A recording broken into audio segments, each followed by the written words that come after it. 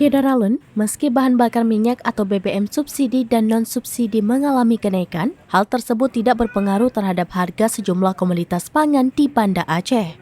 Hendra, salah seorang pedagang di pasar tradisional Lamnyong, pada Senin 19 September 2022 mengatakan, dalam seminggu terakhir harga komoditas pangan terpantau stabil, bahkan mengalami penurunan.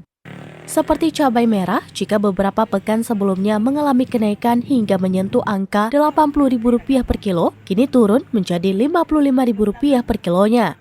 Cabai hijau juga turun menjadi Rp35.000 dan cabai rawit Rp45.000 per kilonya. Sementara tomat turun menjadi Rp8.000 dan bawang merah menjadi Rp35.000 per kilogram. Telur ayam ras kini dijual Rp45.000 per papan. Dari Banda Aceh, Indra Wijaya, Serambi On TV.